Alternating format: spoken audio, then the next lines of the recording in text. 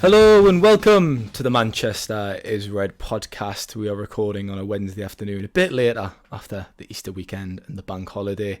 I am your host. My name is Steven Railston, of course, and I'm joined by my colleague Samuel Luckhurst, who was at the game at the weekend against Everton, a 2-0 win for Manchester United. But of course, we've got Sevilla on Thursday, so we're going to dissect the happenings from the Everton game, and we're going to look ahead to Sevilla and have a bit of chat in between.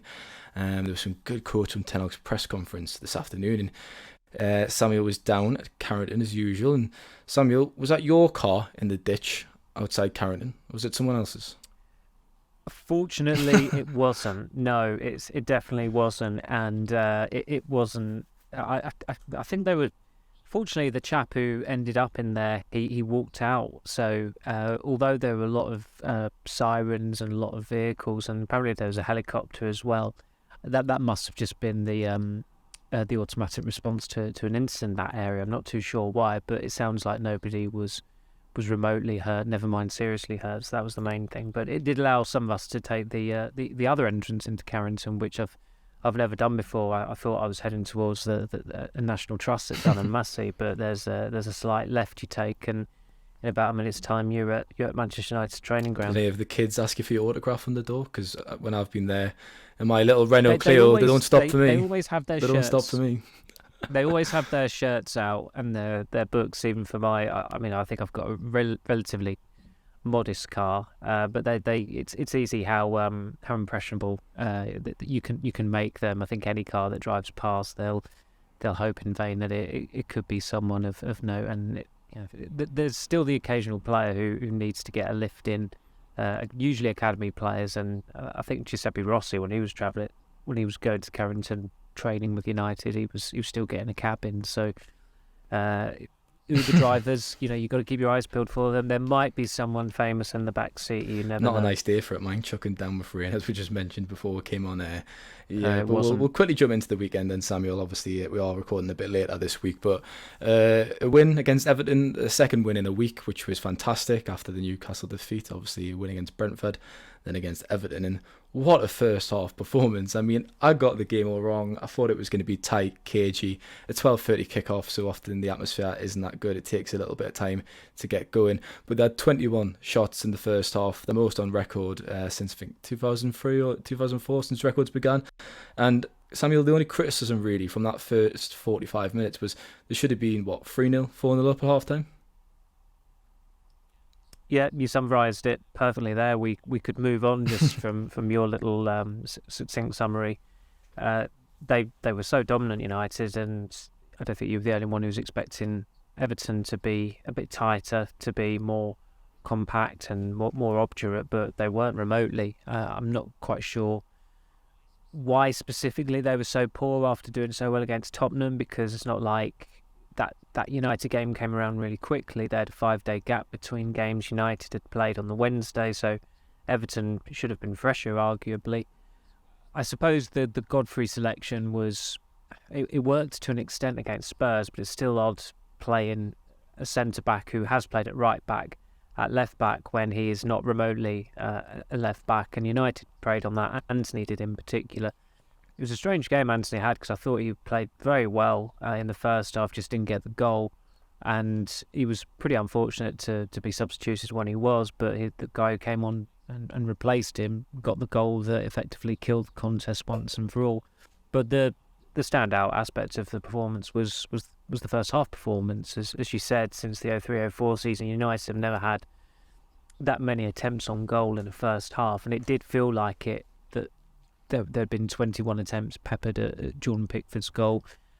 Pickford had to make some saves, but I don't think any of those saves were necessarily laudable or good, or that he had no right to save a certain shot. He should have been preventing every one of them from going in, and he was just vigilant. United were far too profligate, and I suppose it was quite apt that it was a defensive-minded player, or certainly a player playing in a defensive-minded role, who got that goal, because that's been the story of United's season. That they are too profligate. Goals are hard to come by, but the difference is, and this is the crucial aspect, wins are not hard to come by. They do usually find a way, and that's why they are where they are. but it's also why the goal difference is as, I think, underwhelming is probably putting it politely. Is it +7 or +8 now after last week? I think it's still +7. So that's why they want a goal scorer. Everybody's well aware of that, and it probably does add valuation onto whichever striker they go for. When you look at the chances they created, I mean, if you have someone like Harry Kane up front in that first half, it probably would have been 5-0. There's so many chances, and the finishing was really poor. I mean, fair play to McTominay, because it was a tidy finish at the front post. Obviously, good play from Sancho to set him up. Well, if we look at that midfield, Samuel, there were some changes again. Obviously, Fernandes was playing a deeper role like he did against Brentford, and I was a bit surprised personally when I saw that to begin with. But he's really excelled, hasn't he, in the last week in that role? Sabitzer has played in the number 10. He's been a bit of an attacking threat, and we've probably seen the best of him now as well. So, what did you think about that role? Because Ten Hag described it as initiating play, and he really did that against Everton, didn't he? Yeah, he used that word, I think, after the Brentford game, and he was far more spectacular with the way he conducted United's play against Everton, because it was a more expansive performance. The Brentford game, United probably had three chances over the course of 90 minutes. It felt like there weren't many opportunities in the game whatsoever. There were two standout chances, one for Rashford and one for Kevin Shea, when he had his one-on-one with De Gea. So when the team are creating more opportunities and the goalkeeper's a lot busier, then the good work of the guy who's conducting the orchestra is going to be noticed a lot more. And it's Ten Hag may rue that he settled on that balance as belatedly as he did, in that maybe if Fernandes was deep and Sabitzer was further forward against Newcastle, United would have avoided defeat in that game. Not necessarily won, because Newcastle were excellent on the day, and it was still a midfield that was always going to miss Casemiro for that occasion against a player as influential as Bruno Guimaraes is, and he was man of the match, rightly so, at St James's Park.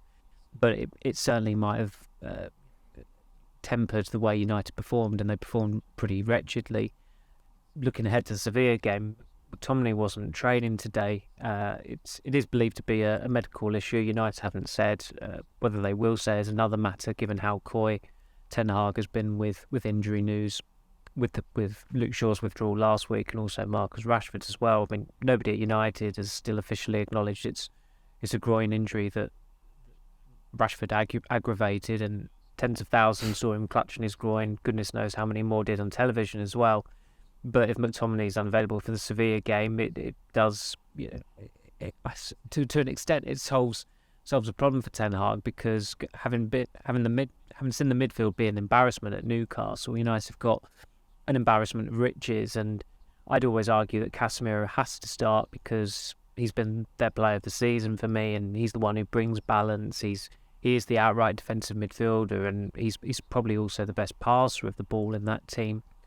Fernandes has to start because he always starts, and he's been very good this season. But that other position is a dilemma. Do you play Fernandes as high up as he usually plays, or do you try and go off the momentum of him playing from this deeper role, where he played reasonably well against Brentford, and then he was absolutely brilliant against Everton at the weekend? And of course, it also brought out the best in Sabitzer. I thought Fernandes and Sabitzer were United's two best players against Everton, and that really does reflect well on the manager as well, that he's actually had the foresight to switch those roles around. Another obviously big selection, Samuel, a big talking point, should I say, was Harry Maguire coming in central defence. Varane was on the bench. Were you surprised at that? And I guess, have you been surprised at Ten Hag's handling of the centre-back situation over the last 6 months? Because I think at the start of the season, Victor Lindelof was considered third choice, and he played a lot of the cup games and some of the Europa League games. And then all of a sudden, over the last 2 months, maybe 3 months, Maguire's kind of come into the team. Ten Hag's been impressed by him, and Lindelof's kind of slipped to fourth, hasn't he, in the pecking order? So what did you think of his performance? It was just a competent display, wasn't it, really? It was. I mean, Everton didn't offer much of a threat. It's not been a surprise when Varane has come out of the team in certain games, because Ten Hag has managed Varane very well this season. He's just had the one significant injury, which was an impact injury away at Chelsea in late October, I think. And so, I mean, Varane obviously didn't play very much at all in pre-season. Then he didn't start the season, didn't start in the first 2 games. And you were wondering, crikey, is he the fourth choice centre-back? I mean, that would have been Surely very, not. very bizarre. But at one point, it did seem to be the case. And then Lindelof got injured at the start of the season as well.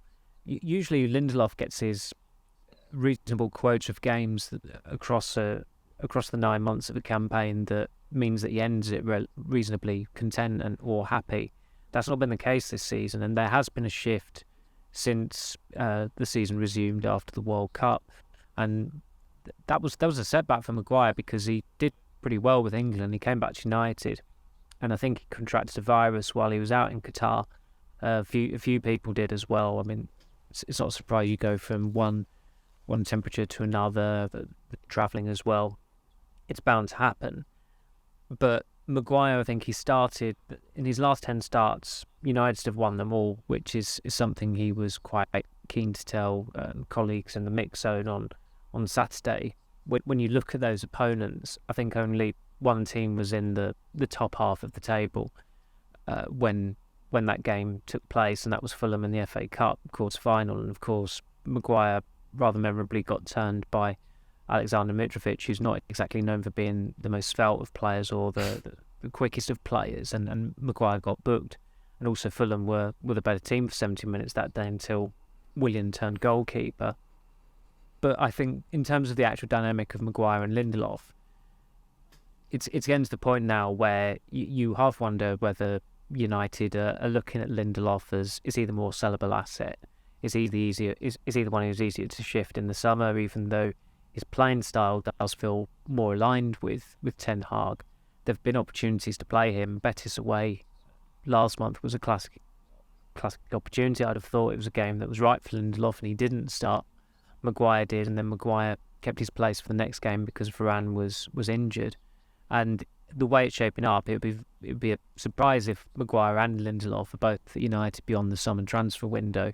United have looked at Maguire and deemed him a sellable asset, and I don't think Maguire's necessarily going to be pleased with how his season has gone unless there's a drastic shift between now and the end of it, because he's lost his first team place. I don't think anybody is expecting him to be starting against Sevilla, and to regain it would have to be through an injury to a teammate. And earlier in the season when that happened, it was Lindelof who came in, and I think it was the second leg of the League Cup semi-final when United were obviously 3-0 up from the first leg against Forest, and Maguire didn't start in that. And in the first leg, nobody knew until the squad arrived that Maguire was suspended for it. He had become that borderline and irrelevance in the United side that the United captain's unavailability for a game literally wasn't being picked up anywhere. It wasn't even on the official EFL website. But Maguire is starting to play a little bit more of late. Whether I still doubt how long that can go on for, because although United are going to be playing games every 3 or 4 days, pretty much from now until the end of the season, and their season, the end of it, that could be the 28th of May or the 31st of May, or it could be the 3rd of June, depending on if they get to any of the finals. So Maguire will get other opportunities, but every team has got something to play for at the moment. When I was looking at United's running the other week, I thought maybe Villa at home could be a gimme, and all of a sudden Villa have won 3 or 4 games on the spin and are 7th in the table, I think, aren't they? I think they're above Liverpool. Yeah, he's did a tremendous job, Emery. Yeah, and so you can't really take your chances against anyone. Yesteryear you could change the team up a fair bit, and the quality would be ample enough that United would turn up and they'd just routinely see off the side very, very comfortably. And even against Everton the weekend, which was possibly the best performance overall under Ten Hag, they only won 2-0, and as Ten Hag said it himself, when it's 1-0 up, anything can happen. There's still that element of jeopardy. And at 2-0, in hindsight, should he have taken Rashford off? Shouldn't he? You could see where he was coming from, saying that he wanted to keep him on, but there have been a number of occasions this season where Ten Hag has kept a player on and he's got away with it when he probably at that time should have taken him off. I mean, Christian Eriksen, when he got injured by Andy Carroll, it was no one's fault but Carroll's, but you were wondering, why is this player who literally came back from the dead less than 2 years ago and has played a hell of a lot of football already this season at a much more intense level. Why is he playing in the second half of a cup tie against a championship side?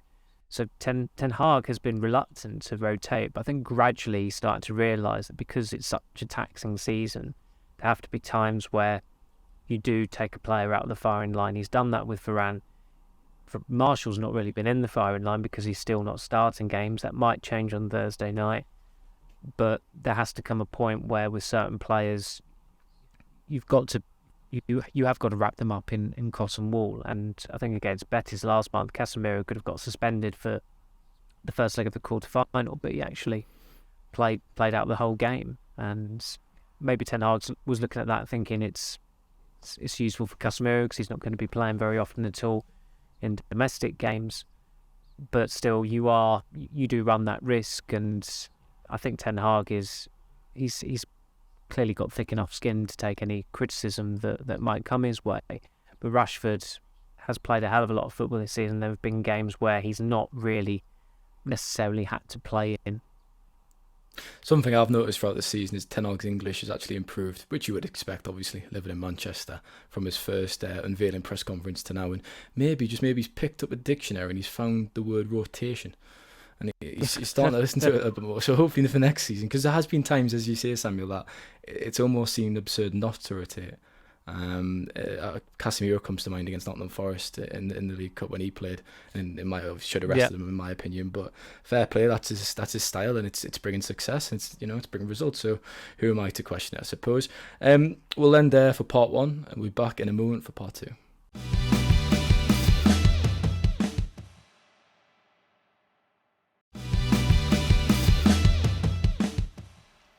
So Samuel, I said the only negative from the Everton game was the finishing, but that was in the first half. And of course, Marcus Rashford went down, I think around 80 minutes, 10 minutes to play, as we've just discussed earlier, with a groin injury. And he looked in some quite discomfort, hobbled around the pitch, had a word with Ten Hag, went down into the dressing room.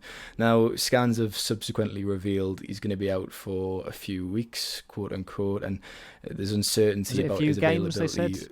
Was it a few games rather than weeks? Is that not a few weeks? I'm thinking the direct quote was a few games. You're right, but I'm interpreting that as a few weeks, definitely, and that's the kind of thing I'm getting. A few games in the literal sense would be. We would discuss this earlier. would be 3 games, and it's like, it's an injury boost. He should be fine for the FA Cup semi-final, but literally nobody wrote that because few is a very, very ambiguous word. Yeah, it's very loose, and he stayed coy, didn't he, when he was pressed about it at the press conference, and that was deliberate, really. But Rashford's obviously scored 28 goals this season, Samuel. He's been responsible for 35% of the team's goals. You've got some key fixtures coming up: Sevilla in the Europa League, as we'll come on to, Brighton in the FA Cup semi-final, which, as we've just said, possibly could be out for. Can this team score goals without Marcus Rashford? Because for me, it's a huge, huge concern when you look at those attacking players who really haven't delivered this season in the kind of form that they probably should be. Well, the good stat on that, which was again provided by Ian Whittle at the weekend, was that the weekend win was the first time United won in the league without Rashford scoring since Fulham away in November, which of course was the last game before the World Cup. So that's how dependent they've been on him.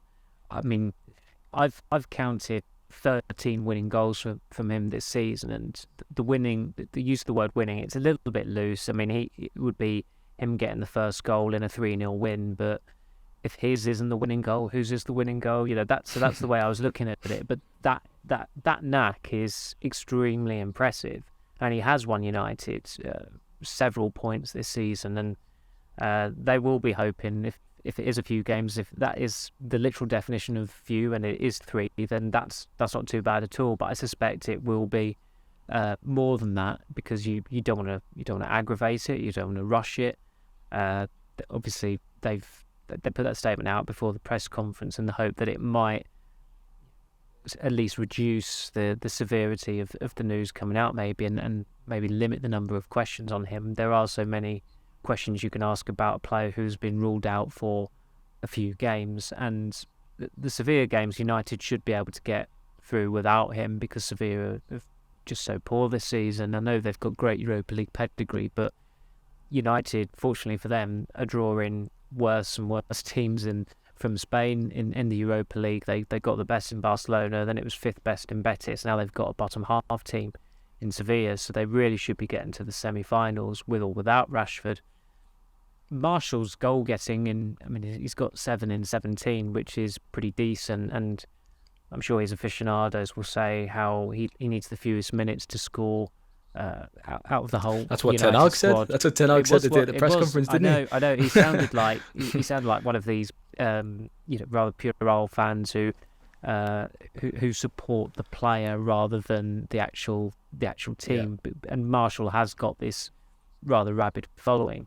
But the problem with Marshall is that he's played in 17 out of 49 games all season. And the way Ten Hag spoke about him again today, I would not necessarily be confident of him starting tomorrow, because there clearly is still a reluctance to start him. He said he was fine to start against Everton last week, and but because of the way they played against Brentford, they were happy to go ahead with the same front four, and that was vindicated because United should have had enough chances to win a month full of matches, but they only scored 1 in the first half. When we asked Ten Hag of this question of the poor goal scoring record, as this is, and it is a poor goal scoring record. You only have to look at the goals for column and the goal difference column in the Premier League, and he always mentions names. He'll say Sabitzer can get a goal, Sancho can, Fernandes can, Anthony can, and we take that point absolutely. But Rashford is on 28 goals. The next high scorer is Fernandes on 10. Then I think you've got jointly Anthony and Anthony Marshall on 7. And the fact that Marshall has tallied that number whilst missing so much of the season, it reflects pretty well on him, but it also reflects pretty badly on teammates who really need to be getting higher numbers. He gave a very good answer on Anthony today, Ten Hag, when he talked about how he killed Ben Godfrey at the weekend. I think he's actually played pretty well the last couple of games, and he was certainly very unlucky to come off against Everton at the weekend.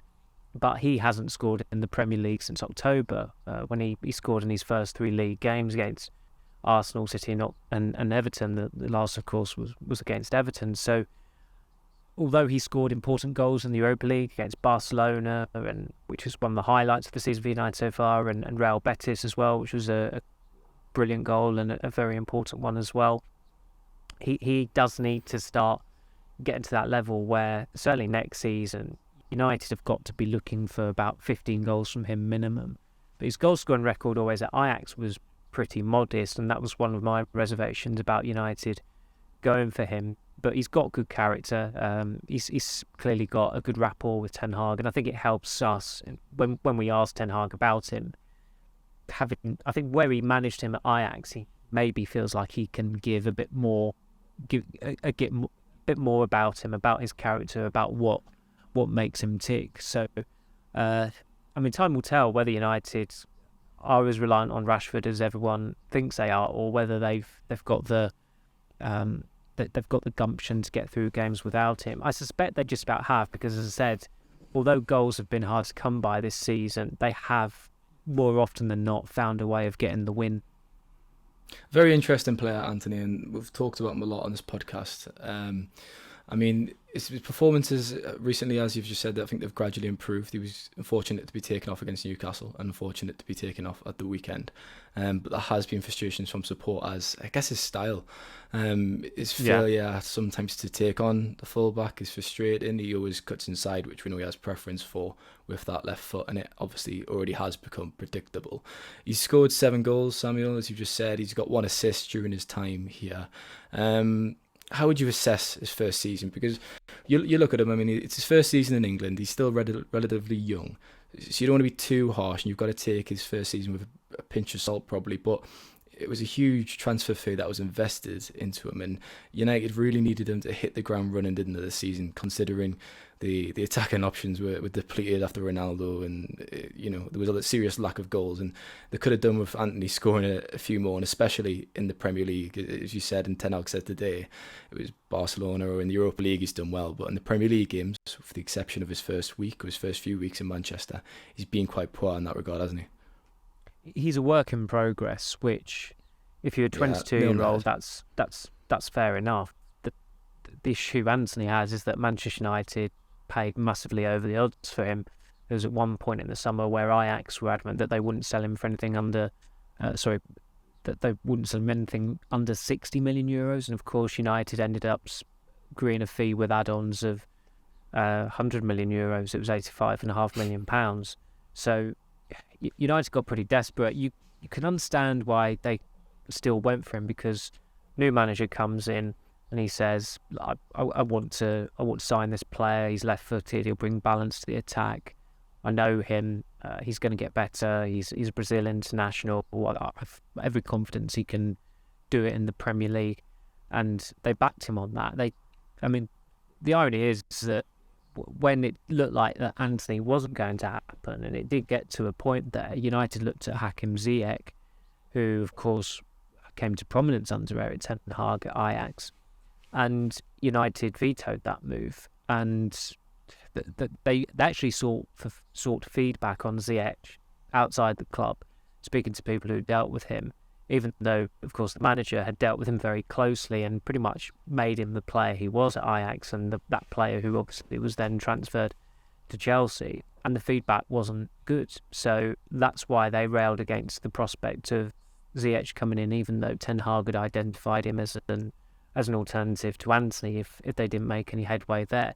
And then they did by bankrolling a pretty big transfer. But I suppose his debuts kind of set the tone in that he scored, but he wasn't particularly good. So you thought, well, you can't be too harsh on him because he has scored on his debut against Arsenal and United have won. But it's been a 6 out of 10 season for him.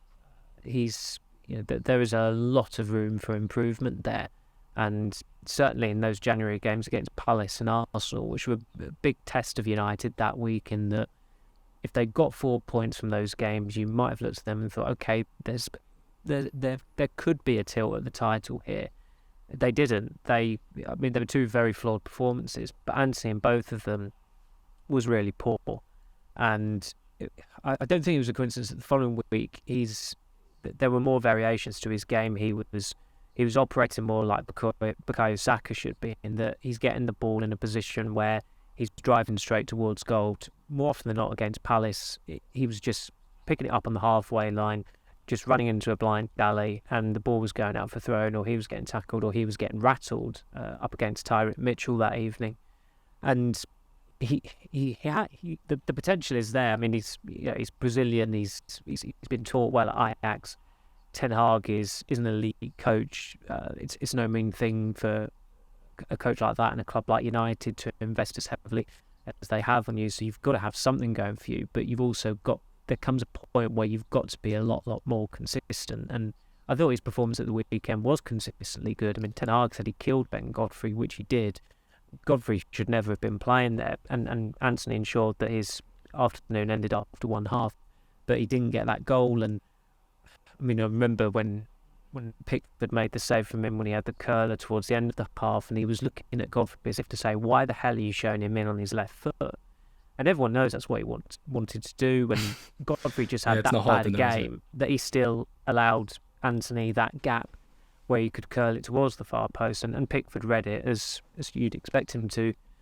But the variations have got to come, or if you're going to be predictable, be like and Robin, you've got to be nigh on unstoppable. And I don't think Anthony can get to that level of Robin, because I don't think he's got the pace. Robin, what made him so unique was that you knew what he wanted to do, you knew what he was going to do, and unless you had the speed of a greyhound, you weren't going to stop him, because he was so quick. He was so quick into his 30s as well.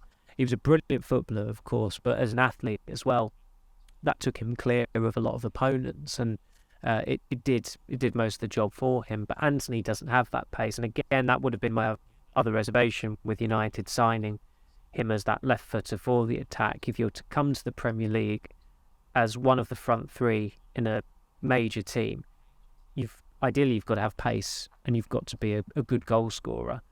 When United signed Anthony, there was scant evidence that he was going to be a reliable goal scorer, and he certainly doesn't appear to have the requisite pace that someone like Saka has got, or Mohamed Salah when he arrived from Roma at Liverpool in 2017.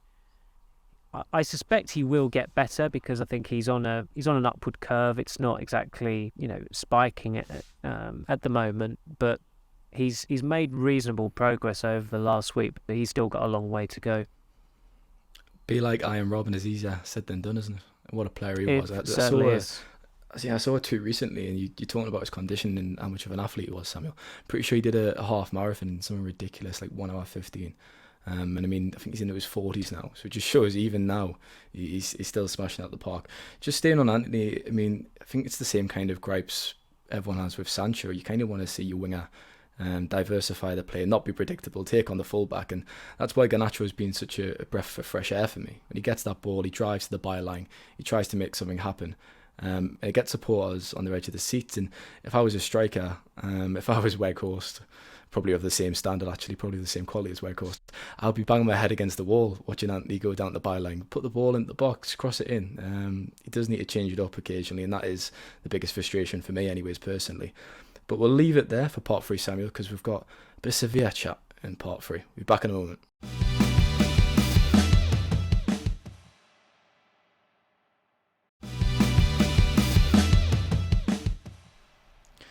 Is Sevilla your favourite place at the moment, Samuel? How many times have you been this season? It's certainly one of my favourite places in Spain. It's probably a close second behind Madrid, but it's lovely. I must admit, we hadn't even. I broke the rule, I suppose, of airplane conduct, but we hadn't even landed yet. But I managed to get signal on my phone because I was quite eager to find out what the draw was coming back from Seville last time. And when I saw that we had the United had drawn another team in Seville, I was certainly pretty delighted about that. I don't think any of us who were out there for the Betis game were disappointed at United's draw for the quarterfinals. There's definitely worse places to return to, isn't it? Definitely. I mean, the first leg is at Old Trafford. You'll be there next week, taking the trip to Spain. But obviously, the game's at home tomorrow night. You've just kind of said it yourself, Samuel. Sevilla are really struggling this season. They sacked Jorge Sampaoli, I think last month. They're 13th in the league, 5 points clear of the relegation zone. United have already defeated Barcelona and Real Betis in the competition. So, I mean, you're looking at this game, and with Sevilla so inferior to Betis and Barcelona, you're thinking this should be a breeze, shouldn't it, really?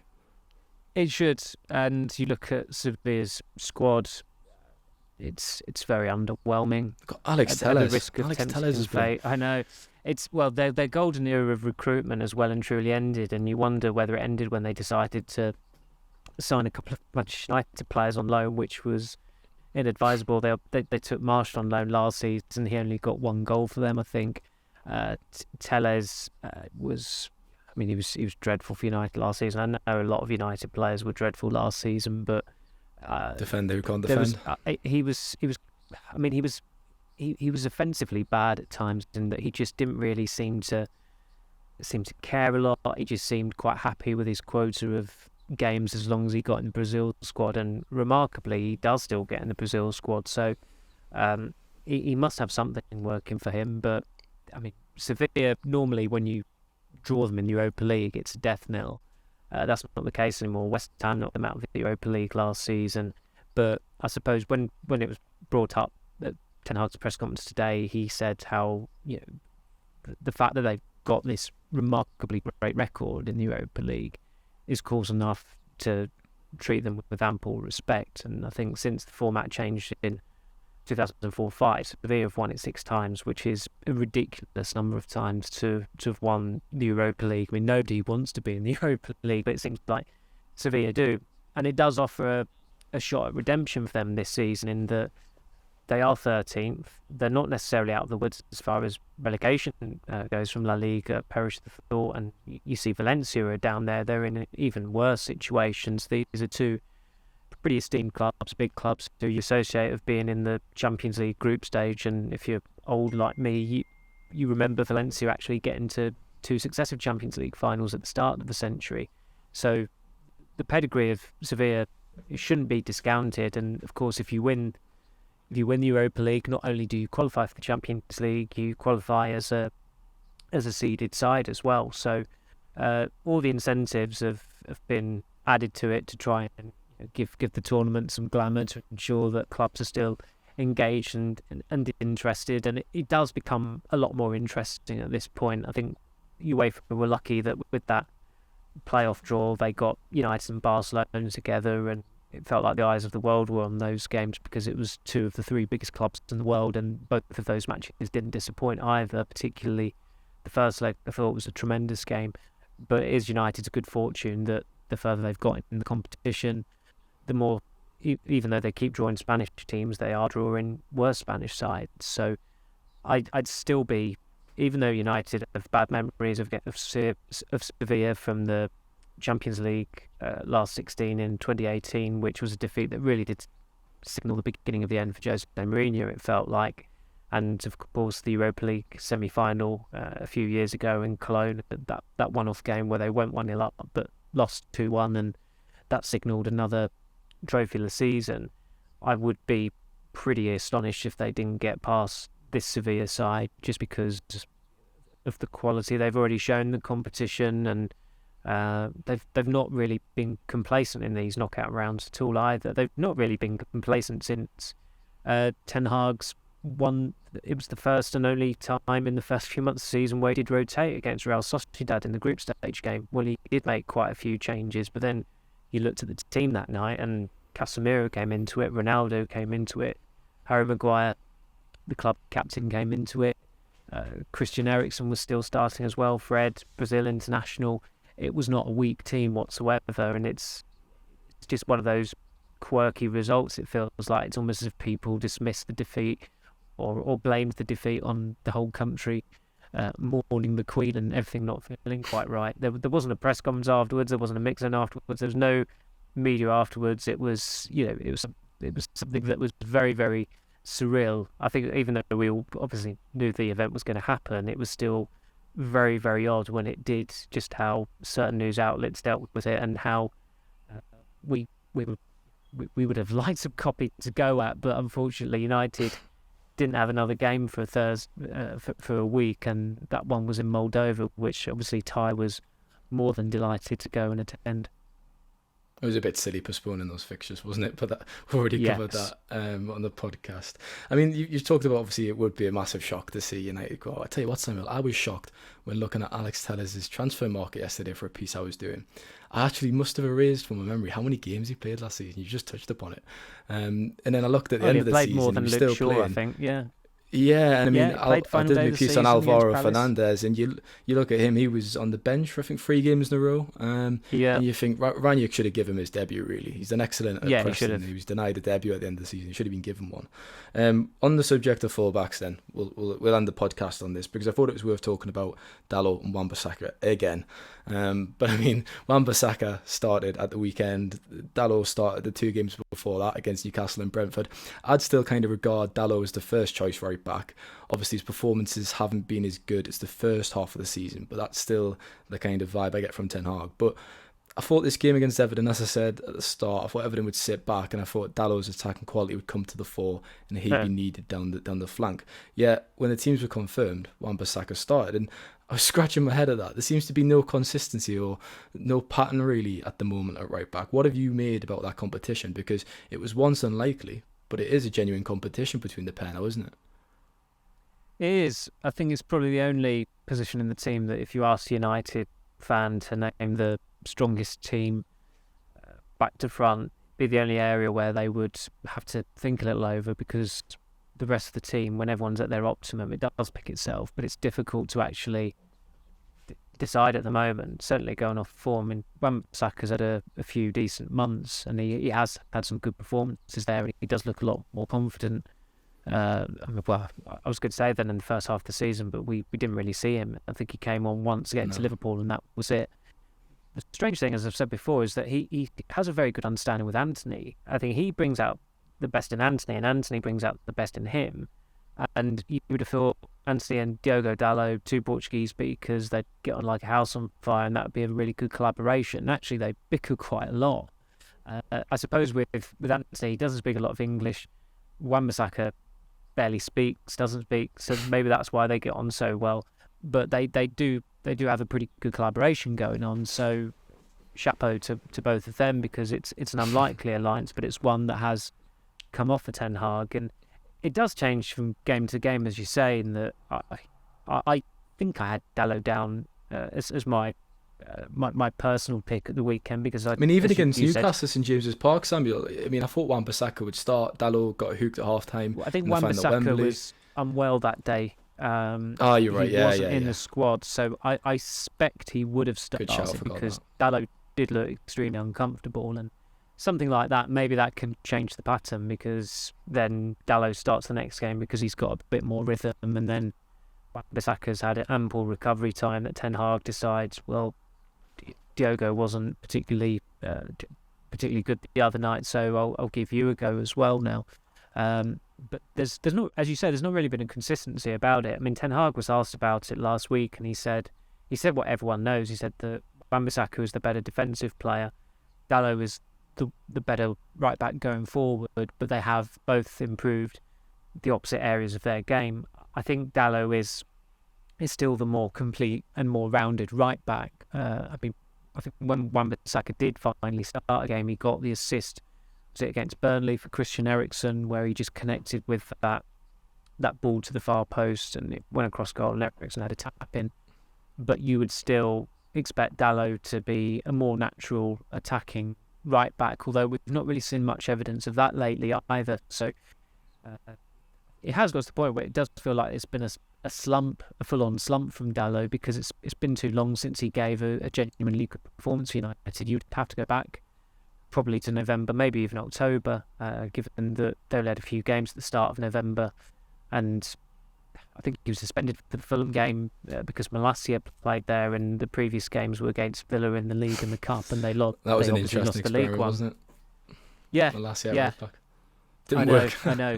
No, it certainly didn't work. So when you boil it down, Dalot has possibly had not even 3 good months this season, which sounds extremely harsh, but that might actually be the factual aspect of it.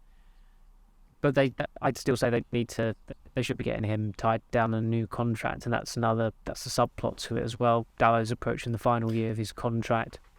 If you would still sell one of those two, you would still say Wan-Bissaka is the more sellable player, and I think given that his reputation has recovered in recent months, you'd think in the summer he would be a sellable asset for United. I'd personally start Dalot tomorrow. As far as a prediction goes, I'll probably not give an answer because I've gave up in the last few weeks. It's been chopping and changing. I just give up. So we'll leave it there, Samuel. Thank you very much for your time. Thank you, Stephen. Pleasure as always, and thank you to listeners. Make sure to head across to YouTube. As usual, we are across there now. Take it along nicely with the subscribers and head to Spotify, Apple Podcast, or any good audio platform to hear our amazing analysis. Isn't that right, Samuel? That's his top of the line. You couldn't have said it better than me. Exactly. So thank you very much. Take care. Bye now.